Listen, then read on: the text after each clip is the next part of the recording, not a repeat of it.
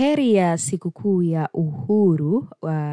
Kama unakumbuka vizuri, Tanganyika tulipata uhuru tarehe kama ya leo, tarehe 9 Disemba mwaka 1961, na leo tunasherehekea miaka 64 tangu kupata uhuru kwa nchi yetu. Sasa kama wewe ni Mtanzania na uko nchini Tanzania, basi mtaani kwako baadhi ya sijajua kama ni mikoa yote, lakini kwa Dar es Salaam, mkoa ambao niko mimi, na Mbeya, mkoa ambao nawasiliana na watu, kuna helikopta zinapita juu, utaona zimekuwa zikipita mara kwa mara. Sasa kama ulikuwa unaogopa, pengine unajifungia, unaogopa kwamba hizi helikopta ni kwa ajili gani zinapita huku juu, basi ni kutoa tu wasiwasi kwamba hizo ni helikopta ambazo zinahakikisha usalama wa raia na mali zake. Na nikwambie tu kwamba polisi ndo wako humo ndani na wanatoa ripoti ya kile ambacho wanakiona wakiwa angani.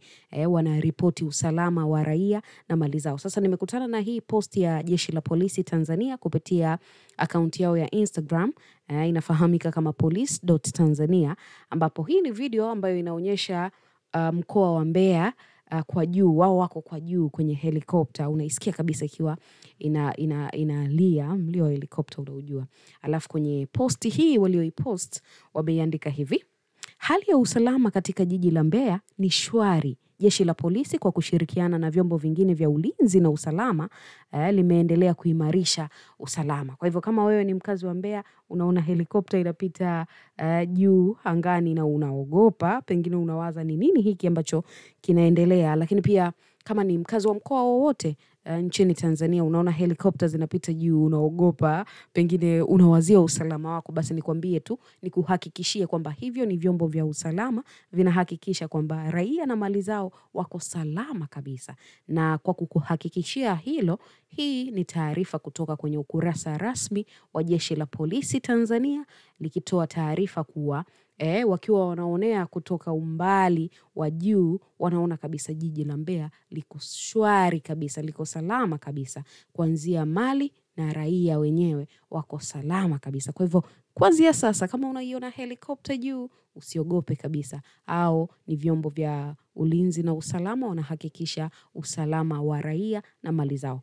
Tazama hii video ambayo imewekwa na Jeshi la Polisi Tanzania, and then niachie comment yako. Lakini pia usisahau kuwawishi Happy Independence Day wa Tanzania wenzako, kwa sababu leo tunaadhimisha miaka 64 ya uhuru wa taifa letu la Tanzania, tangu kutoka kuwa Tanganyika mpaka kuwa Tanzania. Happy Independence Day, my dear Tanzanians.